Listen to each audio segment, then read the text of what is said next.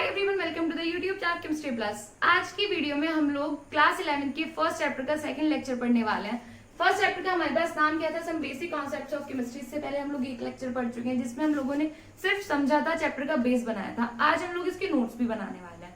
तो हम लोगों ने अभी तक क्या समझा था? हमने केमिस्ट्री के बारे में समझा था कि हमारे पास केमिस्ट्री क्या होती है। तो बेसिकली हमारे पास साइंस की वो ब्रांच जिसमें हम एटम्स और मॉलिक्यूल्स के साथ डील कर रहे होते हैं उसे हम क्या बोलते हैं? केमिस्ट्री। या फिर हम बोल सकते हैं कि साइंस की वो ब्रांच जिसमें हम मैटर के साथ डील करते हैं उसे हम क्या बोलते हैं? केमिस्ट्री। इसके बाद हमारे पास आता है टॉपिक मैटर।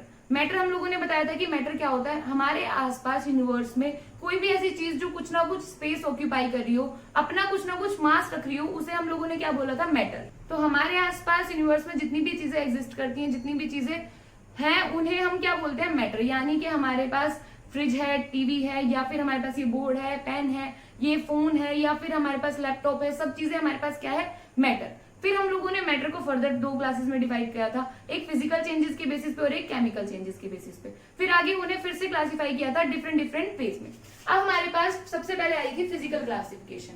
तो फिजिकल क्लासिफिकेशन की अगर हमसे डेफिनेशन पूछे तो ये डेफिनेशन देनी है, इसका स्क्रीनशॉट ले लो या फिर अपनी कॉपी में नोट डाउन कर लो। तो हमने क्या बताया था कि फिजिकल क्लासिफिकेशन क्या होता है? जो फिजिकल स्टेट्स के बेसिस पे क्लासिफाइड किए जाते हैं या फिर जो फिजिकल स्टेट्स के बेसिस पे डिफरेंशिएट किए जाते हैं उन्हें हम किसमें पढ़ते हैं? फिजिकल चेंजेस में। अब हमारे पास जो डेफिनेशन गिवन है उसमें क्या बोला हुआ है? It is based on physical states under ordinary conditions of temperature and pressure. यानी कि नॉर्मल टेम्परेचर और प्रेशर पे हम लोग फिजिकल स्टेट्स के बेसिस पे इन्हें क्लासिफाई करते हैं। फिर on the basis of nature of forces matter can be classified into three following veg. यानी हमारे पास एटम्स जिस फोर्स से एक दूसरे से अट्रैक्ट होते हैं, जिस फोर्स की वजह से एक दूसरे से एटम्स अटैच्ड होते हैं, उस फोर्सेस की बेसिस पे हम लोग इसे तीन टाइप्स में कैटेगराइज कर सकते हैं। फर्स्ट सॉलिड, सेकंड लिक्विड और थर्ड होती है हमारे पास गैस। देखो होती तो ये हमारे पास 5 है, लेकिन क्या बोला है? Ordinary temperature and pressure. बाकी की दो हमारे पास ऑर्डिनरी टेम्परेचर और प्रेशर पे नहीं होती है। क्या होती है? वो बीईसी और एक होती है प्लाज्मा। हमारे पास ऑर्डिनरी टेम्परेचर और प्रेशर पे सिर्फ ये तीन होती है, सॉलिड, लिक्विड एंड गैस। अब यहाँ पे एक और बात हुई है, नेचर ऑफ फोर्सेस। तो हमने बताया था कि केमिस्ट्री में जो एटम्स के बीच में या फिर जो मॉलिक्यूल्स के बीच में फोर्सेस लग रही होती हैं उन्हें हम क्या बोलते हैं? Inter molecular forces, IMF। इसके अलावा हम लोग एक और वर्ड सुनते हैं IMD। इसका मतलब है कि दो एटम्स के बीच में जो डिस्टेंस है हम उसे क्या बोलते हैं? Inter molecular distance. ठीक है, याद रहेगा, दो एटम्स के बीच का जो डिस्टेंस है उसे बोलते हैं इंटरमॉलिक्यूलर डिस्टेंस, और जिन फोर्सेस से वो एक दूसरे से अटैच होते हैं उन्हें बोलते हैं इंटरमॉलिक्यूलर फोर्सेस। अब इसके बाद हमारे पास हमें क्या क्या पढ़ना है? सॉलिड डिटेल में पढ़ना है, फिर लिक्विड पढ़ना है, फिर गैस पढ़ना है। तो हम लोगों ने बेसिक डेफिनेशंस में क्या क्या बताया था कि सॉलिड्स में हमारे पास डेफिनेट शेप और डेफिनेट वॉल्यूम होती है, लिक्विड में शेप तो डेफिनेट नहीं होती लेकिन हमारे पास वॉल्यूम डेफिनेट होती है, और गैस में ना ही तो हमारे पास शेप डेफिनेट होती है और ना ही हमारे पास वॉल्यूम डेफिनेट होती है। तो हमारे पास सॉलिड की डेफिनेशन क्या होगी? सॉलिड क्या होगा हमारे पास? अ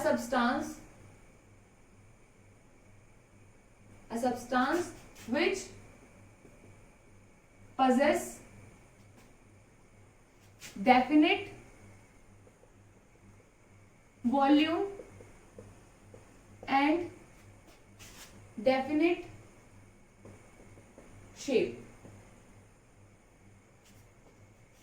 ठीक है, तो हमारे पास सॉलिड कौन से होंगे? जो डेफिनेट वॉल्यूम और डेफिनेट शेप रख रहे होंगे। या फिर हम इसे ऐसे ही बोल सकते हैं, a substance is said to be solid if it possess definite volume and definite shape। अब इसके बाद हमें सॉलिड के बारे में और कुछ बातें जाननी है। ये तो हमने बताया था कि सॉलिड में जो एटम्स होते हैं वो कैसे होते हैं? बहुत ही ज्यादा पास क्लोजली पैक्ड होते हैं। जितने भी एटम्स होंगे वो बहुत पास, यानी कि बहुत ज्यादा भीड़ भाड़ होगी, बहुत ज्यादा टाइट होंगी। ये क्या होंगे? क्लोजली पैक्ड होंगे। अब इसके अलावा सॉलिड में और क्या क्या होता है? फर्स्ट पॉइंट लिखेंगे हमारे पास fix volume and fix shape. फिर उसके बाद जो पार्टिकल्स हैं, particles are fixed at their place और पोजिशन। यानी कि हमारे पास जितने भी पार्टिकल्स हैं वो अपनी पोजीशन पे सिर्फ ऐसे ऐसे वाइब्रेट कर सकते हैं। ऐसे नहीं कि यहां से उठ के मैं तो यहां बैठूंगा या फिर मैं यहां से उठ के यहां बैठूंगा, ऐसे नहीं होता। जैसे कि हम लोग किसी बस में खड़े हो गए तो बस जहां खड़े हो गए वहां खड़े हो गए, ऐसे ही हमारे पास सॉलिड में होता है कि जो एटम जहां एक बार रख दिया वो उसके बाद सिर्फ हल्का फुल्का मूवमेंट कर सकता है, हल्का फुल्का वाइब्रेट कर सकता है।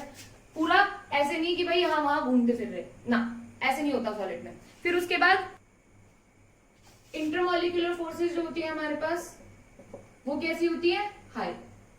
यानी कि अगर कोई पूछे कि सॉलिड में कैसी इंटरमॉलिक्यूलर फोर्सेस होती है तो वो होती है हाई। फिर उसके बाद डू नॉट हैव फ्लूइडिटी,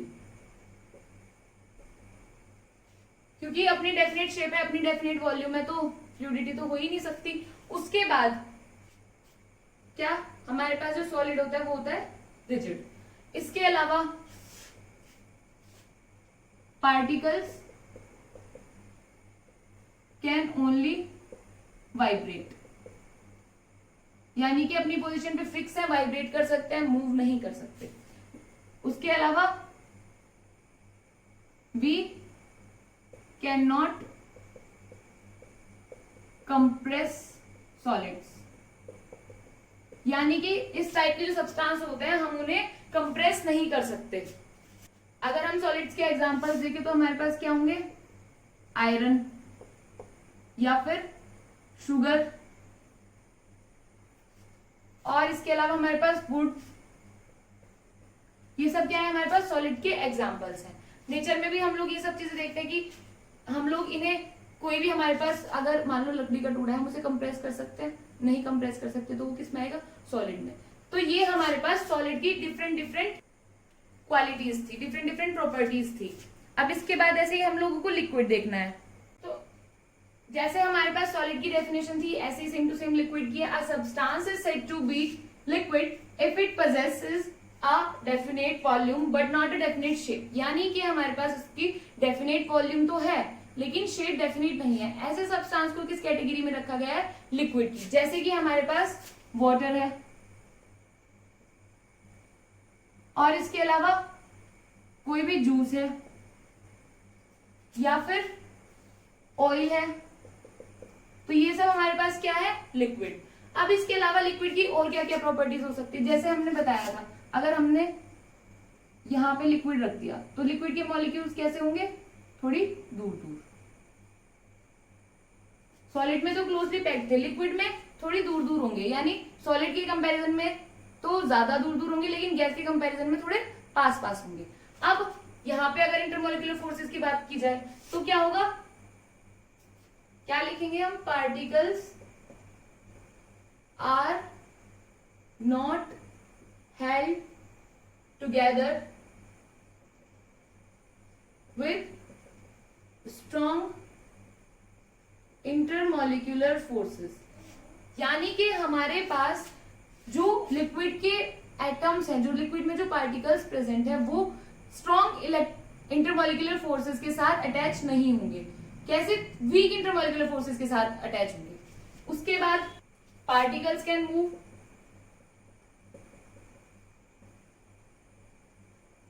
मान लो हमने पहले सॉलिड में क्या था कि एक रूम था जिसमें 14 लोग बैठ सकते थे, हमने उसमें 14 के 14 लोग बिठा दिए।